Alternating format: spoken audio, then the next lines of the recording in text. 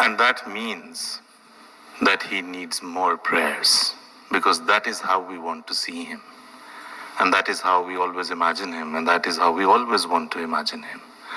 So this good news should not be a reason for us, lacking in prayers, or our prayers lacking for him. Rather, it should be a cause for us to pray even more for Hazrat Amir al-Mu'mineen. May Allah strengthen his hand and may Allah be his helper. Now that said, I want to go back into the last 20-21 years of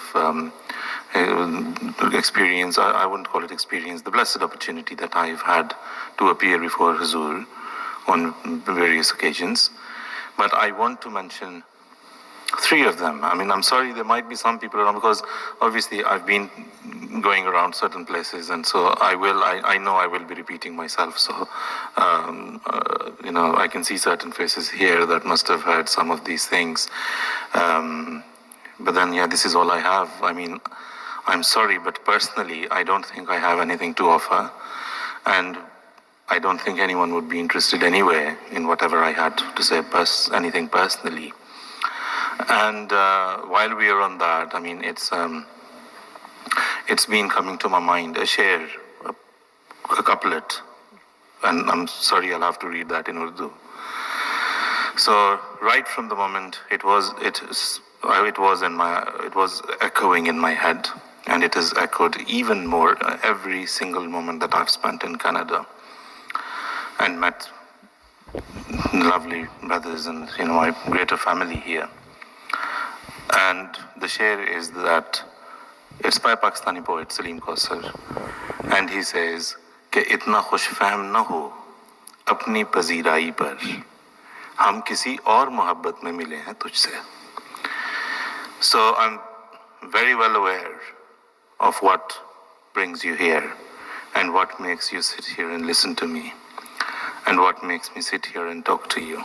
It's just the love of the same person that bonds us together and gels us together and will always gel us together. So there's absolutely nothing that I have to offer in personal capacity.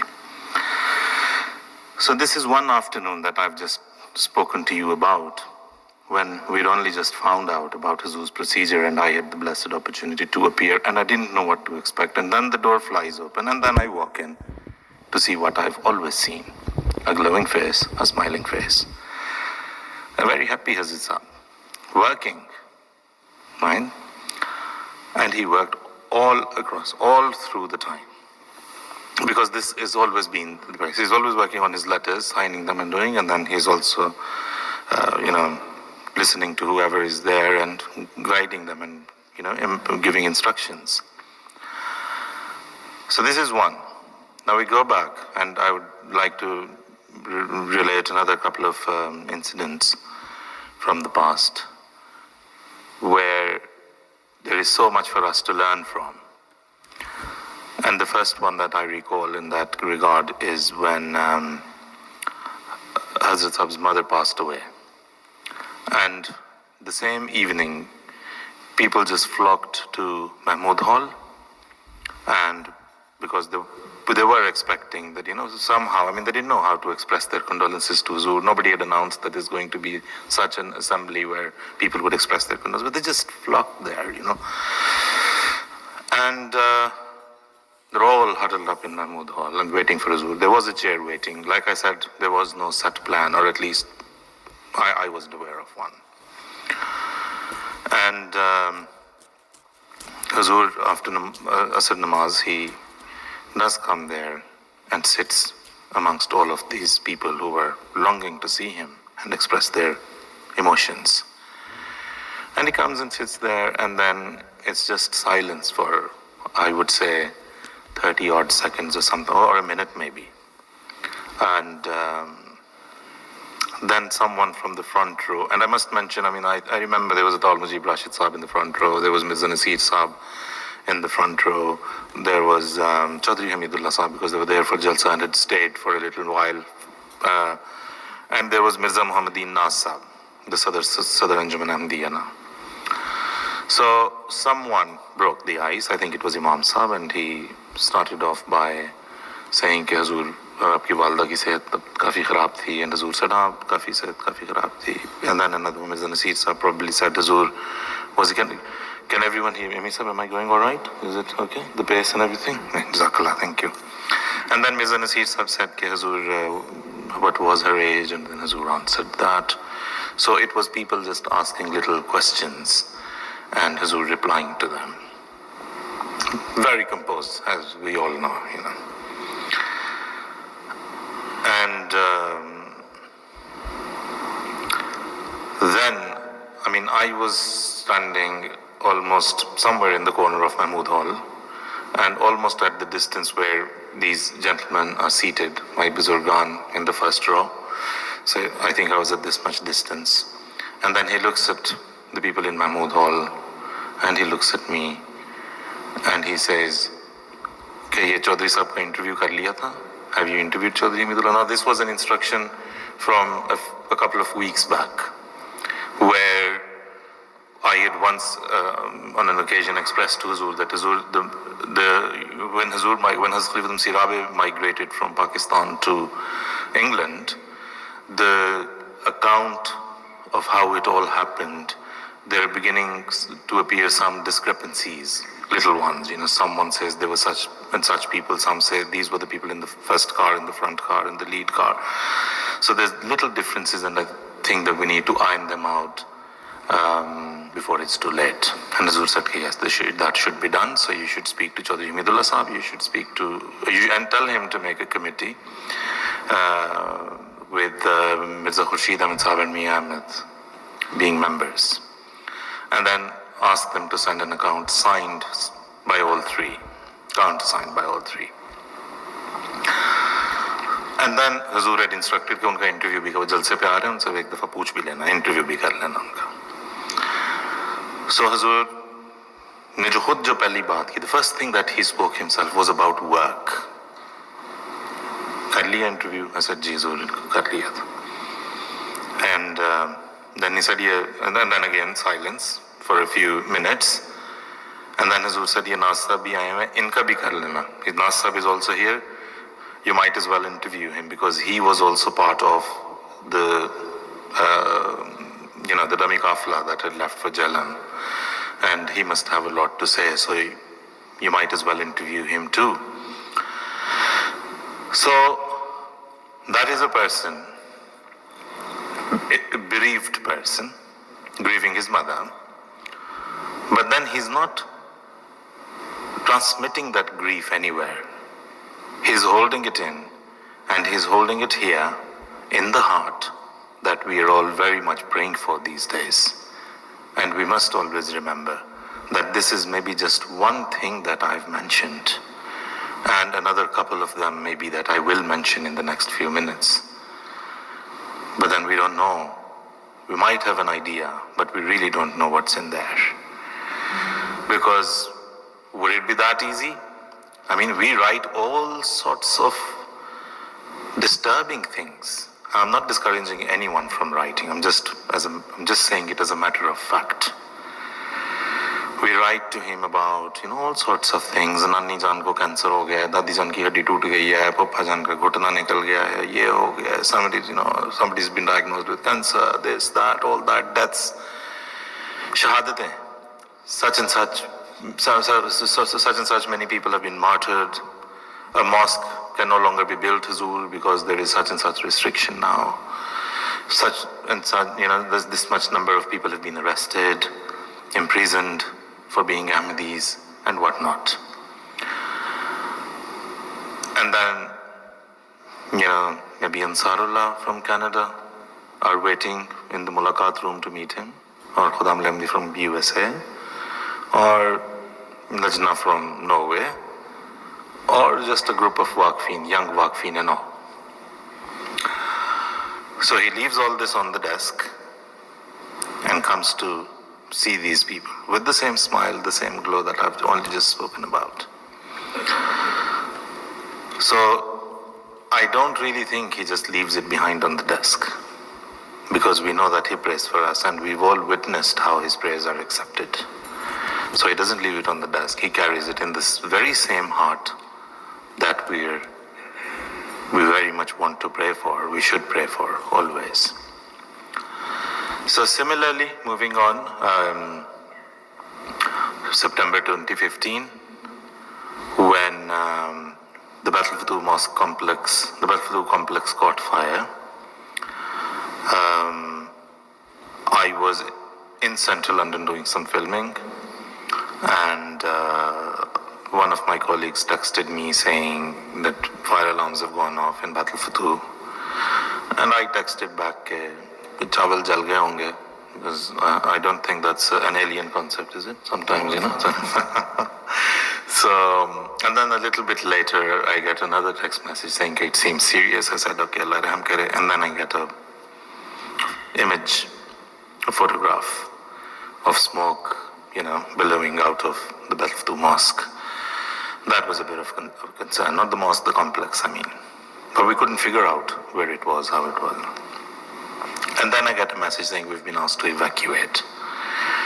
So I was on my way. I had to drop Mir Mahmood Ahmed Nasir Sahib, who was with me in central London and who I was filming there.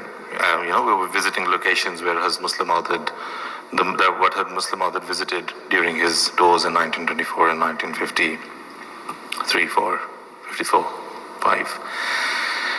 So I said, Mir Sahib, I think we'll have to rush back. And he said, bilkul chalna chahiye. So I dropped him back at the guest house opposite Masjid Fazl, rushed to Battle Futu, and when I reached there, about half a kilometer before the mosque, the area was cordoned off and nobody was allowed to go in. So I had to park my car wherever I could, and I just ran towards Battle Futu to find my colleagues and all of the other people who work in Battle Futu or live nearby, or Ahmadis from all the places, standing outside in horror, in shock, looking at the clouds of smoke that were billowing out of the Battle Futu complex. And helpless, just looking at it, you know. So, and there was so much going on in my mind, you know, with my affiliation and association with MTA, and for the love of it, imagining, thinking all of our video library is stored in there, and we don't know where the fire actually has happened and how far it spread. And it's just that oblivion, that fear, that horror. So it's just mixed emotions. I mean, it's really, really difficult to explain them, but you can imagine, I'm sure. So while we stand there, I get a call from the private secretary of Basit Sahib saying, where are you? I said, I'm just standing outside Battle Futu. He said, okay, Hazur has summoned you. How long will you take to come? I said, well, I'm on my way. So 10-15 minutes. So I was actually very fortunate that my car was outside the cordoned area, so that I could just run to it and drive off, and not, you know, having to try to find ways of getting out of the cordon. So I run to the cars, jump in it, drive off, and the way I drove off, please don't tell the UK authorities, I got away with it on that very occasion. And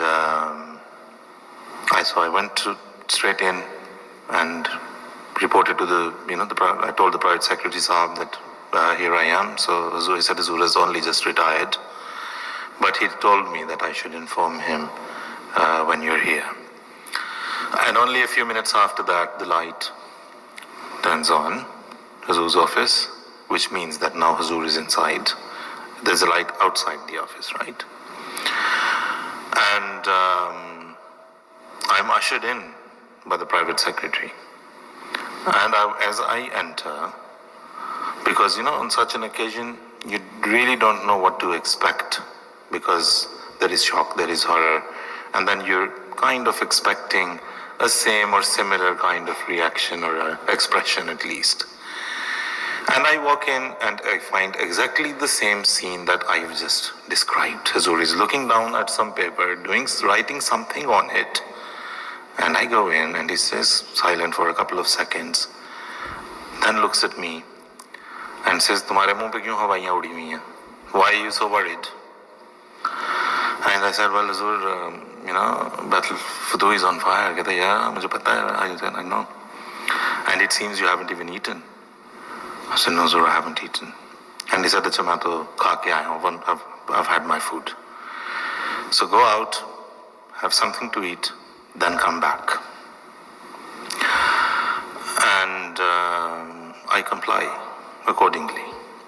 So I come out. I'm not feeling like eating anything at that moment, especially now with the added pressure of going back in, and there is a task that needs to be assigned, and here I am sitting and eating, having my lunch.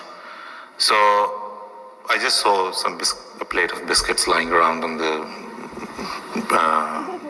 waiting area, in the waiting area. So I just munched, I think, a biscuit and another half biscuit, so that if he says, I don't have to say I've had a biscuit, at least I can say I've had more than a biscuit. You see?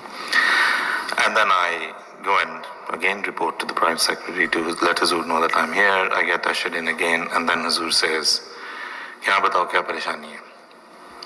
मैंने कहा Hazur आग लगी हुई है और हमारी video library, जो असल परेशानी है वो ये है कि हमारी video library, sorry, and the actual worry is, he asks me what the worry is, and I say, oh Hazur, the library is on fire, our video archive is in danger, and they say that it has reached the video library, and I don't think it has survived.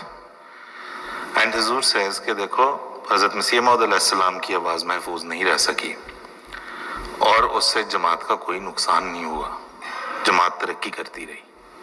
अगर वो महफूज नहीं रह सकी तो फिर कुछ भी अगर महफूज ना रहे इन आवाज़ों में से और इन वीडियोस में से तो जमात का कोई नुकसान नहीं होगा. कौमों के काम, खुदा की जमातों के काम ऐसे नहीं रुक जाया करते. एंड देन ही सेज कि तुम कहाँ थे अभी जब फोन आया? मैंने कहा मैं, I was outside. Where were you? I said I was outside Battle Futu. क्या कर रहे थे? What were you doing? I said I was just standing there and looking at whatever was going on, the scene, the horrific scene. And he says, तुम्हें आग बुझानी आती है? Do you know how to put out a fire? I said, no, Hazur, I don't. And even if you did, would they let you in? I said, no, Hazur, they wouldn't. Then why were you there? You should have rushed to the Fazl Mosque and immediately set up the studio here in Fazl Mosque and continue the programs from here without any disruption. Was there any live program today?